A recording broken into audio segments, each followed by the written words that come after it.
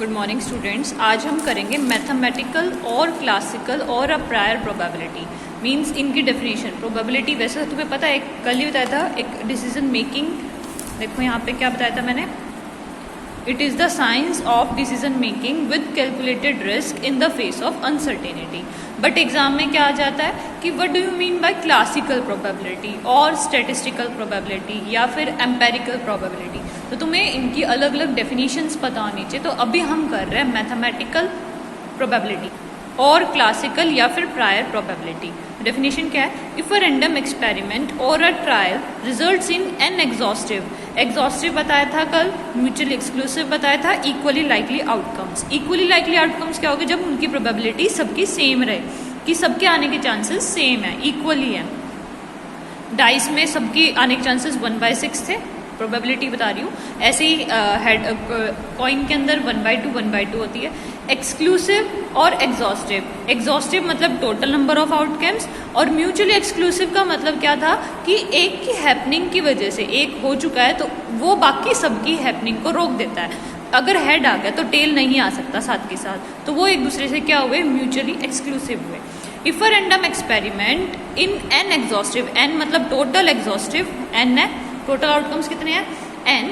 Mutually exclusive है, एक की हैपनिंग दूसरे को रोकती है, और इक्वली लाइकली आउटकम्स है, out of which M are favourable to the occurrence of an event ई।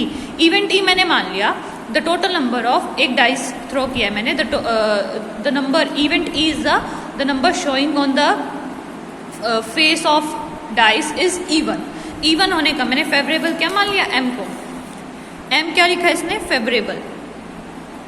किसके फेवरेबल? जो इवेंट ई है। अब इवेंट ई मैं क्या बता रही हूँ, या the number showing on face of dice is even. तो इवेंट मैंने ड्रॉ कर लिया, एम क्या? Favourable outcomes. अब मुझे पता है टोटल क्या होते हैं उसमें आउटकम्स, 6 आउटकम्स होते हैं, 1 2 3 4 5 6। तो एन तो हमारा 6 हो गया। एम क्या है? Even numbers, 2 4 6। तो 3 आउटकम्स पॉसिबल हैं। तो प्रोबेबिलिटी क्या हो जाएगी? इवेंट की प्रोबेबिलिटी बोलते हैं P of E is M by N. ऊपर क्या है? Number of favourable outcomes upon में टोटल नंबर ऑफ आउटकम्स। तो ये जो डेफिनेशन है वो किसकी हो गई?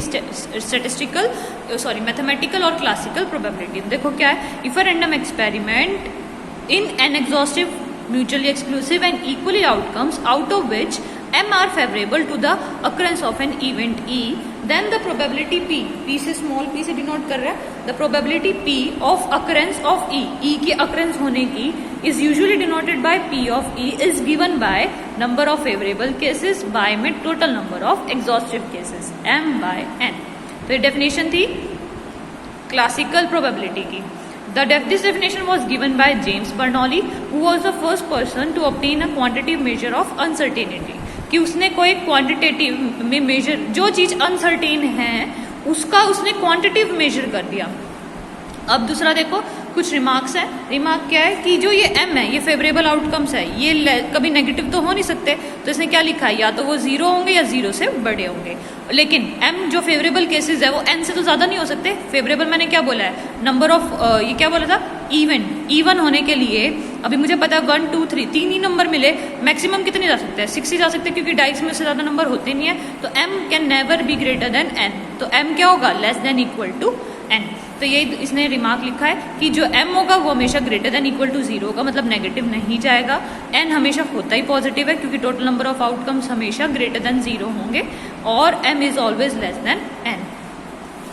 तो तुम ये लिख सकते हो 0 m n। तो m n के इक्वल भी हो सकता है, और n पॉजिटिव है ही, ग्रेटर देन 0, और 0 और m के बीच, 0 और n के बीच में कौन लाई कर रहा है? m। ये आ गया। उसके बाद तुम्हें हमेशा याद रखना है कि प्रोबेबिलिटी है वो कभी भी नेगेटिव तो होगी नहीं, और ऊपर से ये हमेशा ग्रेटर देन इक्वल टू 0 रहेगी, बट लेस देन क्या रहेगी? 1।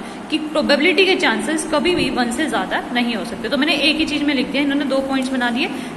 P of E is always greater than equal to 0 and always less than 1। तो हमेशा क्या होगी? 0 और 1 के बीच में कोई भी प्रोबेबिलिटी होगी उन सब की हमेशा 0 और 1 के बीच में लाई करेगी, या 0 1 भी पॉसिबल है। फिर दूसरा केस इसमें क्या होता है कि अगर किसी इवेंट की प्रोबेबिलिटी 0 हो जाए तो वो इवेंट क्या कहलाएगा, इम्पॉसिबल इवेंट, और जिसकी प्रोबेबिलिटी 1 हो जाए तो वो इवेंट क्या कहलाएगा, श्योर इवेंट। देखो ये रहा 5th पॉइंट में, if P of E is equals to 1, किसी की प्रोबेबिलिटी 1 हो जाए, then E is called a certain event या फिर श्योर इवेंट, कि ये तो होगा ही जिसकी प्रोबेबिलिटी 1 हो जाए। If probability of E is equals to 0 मतलब वो होगा ही नहीं कभी, तो वो क्या कहलाएगा, इम्पॉसिबल इवेंट। अब हम सेकेंड रिमार्क देखते हैं, सेकेंड रिमार्क छोड़ देना, थर्ड देखो, the non happening of an event E is called the complementary of event E, कि E के ना होने को हम क्या बोलेंगे, नॉन हैपनिंग ऑफ इवेंट। यहाँ पे E के होने का ये है तो E डैश से डिनोट कर सकते हैं या E की C से डिनोट कर सकते हैं, तुम्हारी मर्जी है। E कॉम्प्लीमेंट बोल देता है इसे। इसका मतलब क्या है, इधर इवन लिखा हुआ है तो इधर क्या आएगा, नंबर ऑफ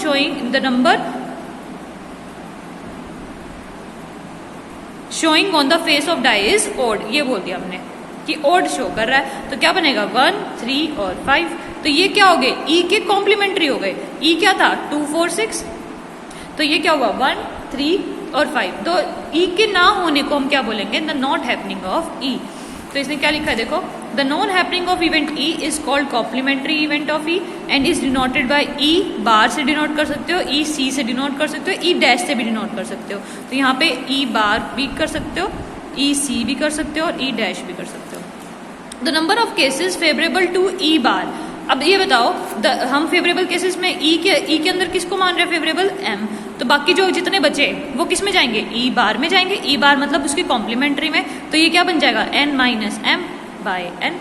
दोबारा देखो, P ऑफ E में हम प्रोबेबिलिटी क्या मान रहे हैं, M बाय N। M क्या है, favourable cases out of total number of outcomes. अब जो E में चले गए तो E बार में दूसरे जाएंगे, दूसरे कौन से होंगे, जो बाकी बच गए तो वो M माइनस कर देंगे, ये माइनस कर देंगे तो 1, 3, 5 बचेंगे, तो वो क्या होगी N minus M by N। तो वो प्रोबेबिलिटी इसने यहाँ पे लिखी है। फिर इसको सॉल्व कर लिया, इसकी प्रोबेबिलिटी को इसने स्मॉल p से डिनोट कर दिया, तो मैंने इसकी प्रोबेबिलिटी को किससे डिनोट कर दिया, q से, और इनका सम हमेशा क्या होता है 1, जैसे डाइस में करता है, हेड की प्रोबेबिलिटी 1/2 है तो टेल की क्या होगी, 1 में से माइनस कर दो 1/2। ऐसे ही अभी मैं बता देती हूँ उसमें, जैसे अभी डाइस का बताया था, इसमें प्रोबेबिलिटी कितनी आ रही थी, इवन नंबर्स कितने होते हैं 3 आउट ऑफ 6, कितनी इसकी प्रोबेबिलिटी कितनी आ गई 1/2। तो P ऑफ E डैश को तुम कैसे निकालोगे, 1 में से P ऑफ E को माइनस कर दो, टोटल प्रोबेबिलिटी 1 होती है, और P ऑफ E क्या है 1/2, तो नॉट हैपनिंग वाले में क्या आएगी 1/2, मतलब ओड नंबर्स की। तो तुम्हें हमेशा यह याद रखना है P of E plus P of E dash is equals to 1। किसी चीज की प्रोबेबिलिटी होना और उसके ना होने की, दोनों की सम की प्रोबेबिलिटी हमेशा क्या होती है 1। वो यही चीज यहाँ लिखी हुई है, तो इसको पढ़ लेना, ये मैंने बता दिया तुम्हें।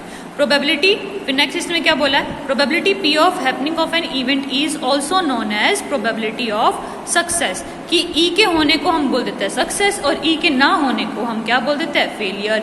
E के होने की प्रोबेबिलिटी को P से डिनोट कर रहे हैं, ना होने वाले में Q से डिनोट कर रहे हैं, और दोनों का सम क्या होगा 1 होगा, ठीक है। We can compute the probability by logical reasoning without conducting any experiment, हमें एक्सपेरिमेंट करने की जरूरत नहीं है, हम लॉजिकली इसको सॉल्व कर सकते हैं, और इसको इसलिए क्या बोलता है मैथमेटिकल प्रोबेबिलिटी। इसने ये बोला है so this probability can be computed prior to, मतलब किसी एक्सपेरिमेंट करने से पहले भी हम इसको कर सकते हैं, सॉल्व कर सकते हैं, तो उसको मैथमेटिकल प्रोबेबिलिटी बोल देते हैं। बट इसकी लिमिटेशंस क्या है, लिमिटेशंस में मैंने फर्स्ट कंडीशन में क्या ही बोला था कि n क्या होने चाहिए, एग्जॉस्टिव, म्यूचुअली एक्सक्लूसिव और इक्वली लाइकली होने चाहिए। जब इक्वली लाइकली ना हो तो क्या करेंगे, तो हम ये वाली डेफिनेशन नहीं लगा सकते, इसलिए इसकी लिमिटेशन क्या हो गई कि if various outcomes of the random experiments are not equally likely या इक्वली प्रोबेबिलिटी नहीं रखते, तो उसकी कंडीशन में हम ये वाली डेफिनेशन प्रोबेबिलिटी की नहीं लगा सकते। जैसे अब क्या बोल दिया कि एक कैंडिडेट की एक टेस्ट में पास करने की, हम ये नहीं बोल सकते ना कि 50% चांसेस है कि वो पास हो जाएगा, 50% चांसेस है कि वो फेल होगा, ऐसा नहीं है। इसमें हम ये बोल सकते हैं कि वैसे तो वो गारंटी है, उसने इतना अच्छे से पढ़ा हुआ है कि पास तो होगा ही होगा, तो 90% चांसेस है, हो सकता है 99% जब उसने पूरा ही सिलेबस कर लिया तो उसकी प्रोबेबिलिटी क्या हो गई 100% भी बोल सकते हैं कि मैं पास तो होऊंगा ही होऊंगा, बेशक नंबर कम आ जाए लेकिन वो पास तो होगा ही 100%, क्योंकि उसने सिलेबस पूरा किया है, तो ये इक्वली चांसेस नहीं है। ऐसे ही अगर इसने एक दूसरा बोला है the probability of a ceiling fan in a room will fall. अब मैं ये नहीं बोल सकती कोई भी एक रूम है, अगर वो घर बिल्कुल नया बना हुआ है तो उस फैन के गिरने की, सीलिंग फैन के गिरने के चांसेस कितने हैं, ये तो नहीं बोल सकती 1/2, हो सकता है 0.1% बोल सकती हूँ मैं, 0.1%, मतलब बिल्कुल ना के बराबर। ये भी हो सकता है 0 भी हो सकती है, लिख दिया ना इसने, the probability of fan falling will almost be 0, बहुत कम केसेस में फैन गिरेगा।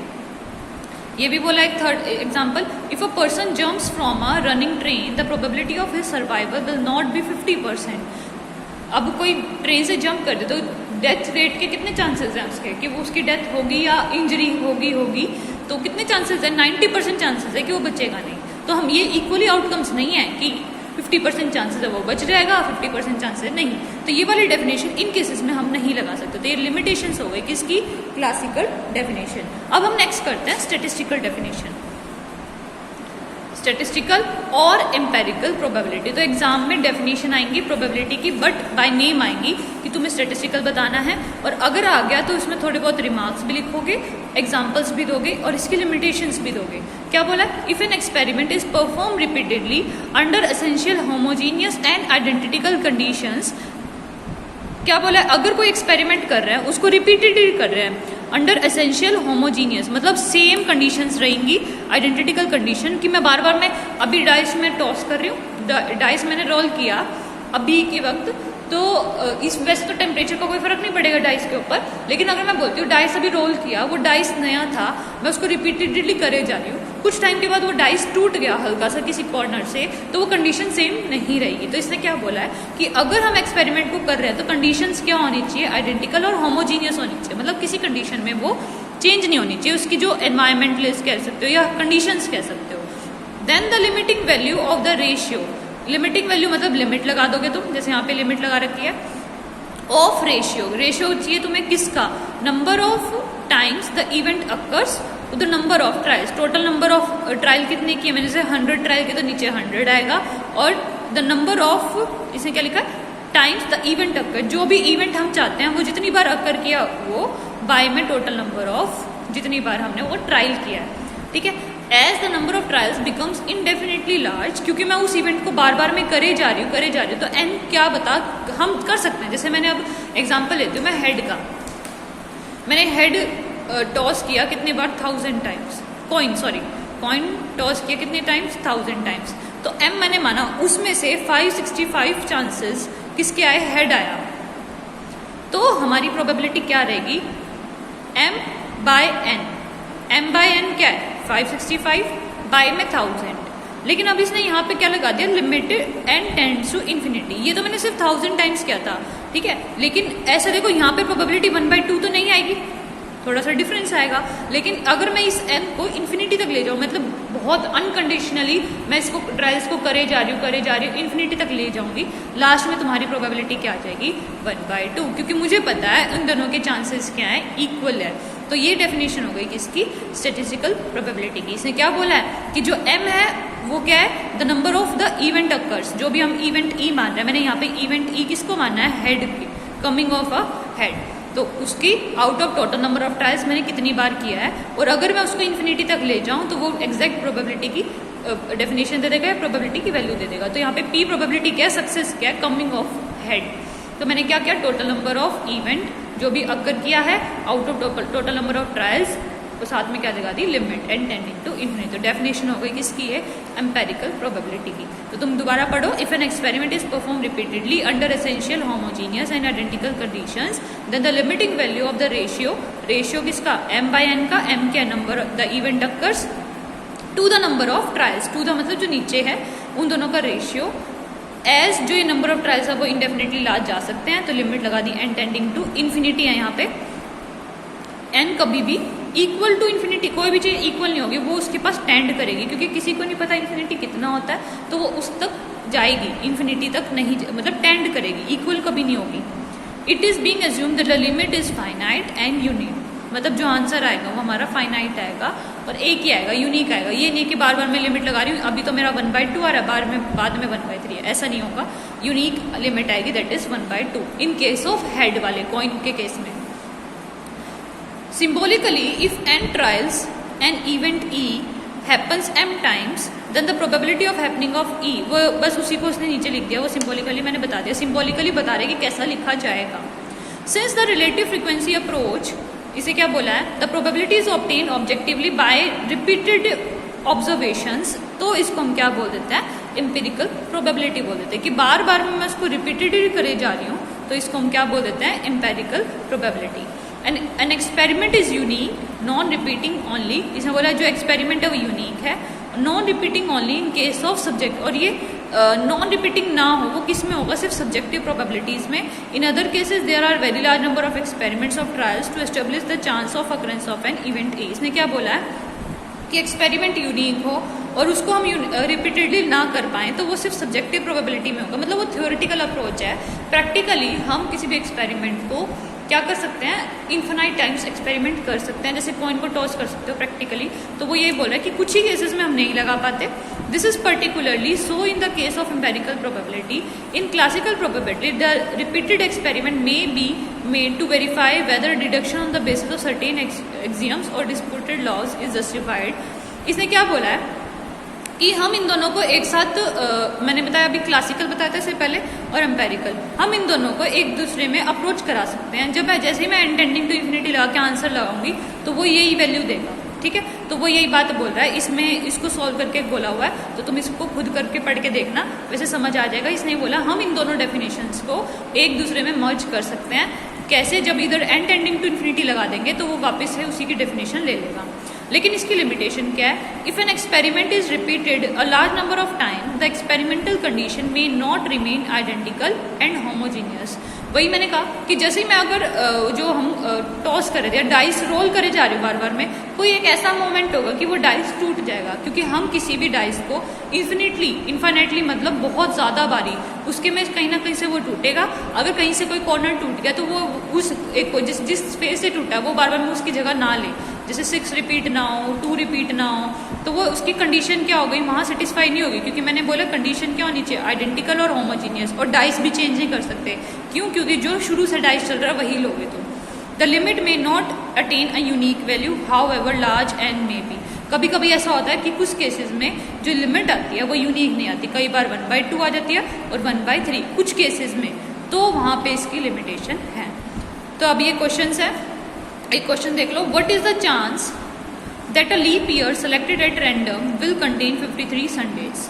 लीप ईयर मीन्स कितने हो गए, 366 डेज हो गए। अगर तुम इसे 7 से डिवाइड करोगे तो कितना बचेगा, देखो हमें पता है जब डिवाइड करोगे 7 से 5, 35 और 152 तो आएंगे ही आएंगे, 52 संडे तो आएंगे ही आएंगे, ठीक है। उसमें से 2 दिन बच रहे हैं। अब देखो 52 से डिवाइड करोगे, रिमाइंडर देखो 2 बच रहा है, ठीक है, तो 2 बच रहा है। अब इन 2 डेज में से हो सकता है संडे हो या ना हो। 52 संडेज तो आएंगे ही आएंगे। इसने क्या बोला है, 53 संडेज कब आएंगे, बस अब एक संडे को और देखना है, 52 तो आएंगे ही आएंगे। तो 2 डेज बचे हैं, तो 2 डेज में से हो सकता है ट्यूसडे वेडनेसडे हो, वेडनेसडे थर्सडे हो, Thursday Friday, Friday Saturday, Saturday Sunday, ये सैटरडे हो गया, संडे हो गया, Sunday Monday and Monday Tuesday. ये 7 केसेस बन गए। इनमें से दो केसेस ऐसे हैं जिसमें संडे आ रहा है, तो हमें टोटल 53 चाहिए थे, 52 तो हो ही गए, तो 2 केसेस हैं आउट ऑफ 7 केसेस, 1 2 3 4 5 6 7, तो ये प्रोबेबिलिटी आ गई कि हमारे 53 संडेज पॉसिबल हैं। ये नहीं कहोगे कि 2 और आ गए, इनमें से 7 केसेस में से 2 चांसेस ऐसे हैं जिसमें से संडे आ रहा है, हमें एक ही संडे चाहिए, तो इसने बोला 52 तो है ही है, 2 और बच गए। इन 2 केसेस आउट ऑफ 7 केसेस में तुम्हारी प्रोबेबिलिटी क्या आ गई, 53 संडेज की, ठीक है। तो ये वाला क्वेश्चन तुम खुद ट्राई करोगे। 2 अनबाइज्ड डाइस है। अनबाइज्ड का मीन का मतलब क्या है कि वो डाइस में कोई कमी नहीं है। Find the probability that both the dice shows the same number. ये मैंने तुम्हें बताया था 36 केसेस बनेंगे, 1,1 से लेके 1,6, ऐसे 6,1 से लेके 6,6 तक। शो दैट, तो तुम देखोगे कितने फेजेस पे सेम नंबर आ रहे हैं, सेम दोनों डाइस पे सेम नंबर आ रहा है। First dice shows 6। ये वाला एग्जाम्पल तुम खुद ट्राई करोगे। बाकी कोई डाउट आता तो तुम ग्रुप पे पूछ सकते हो।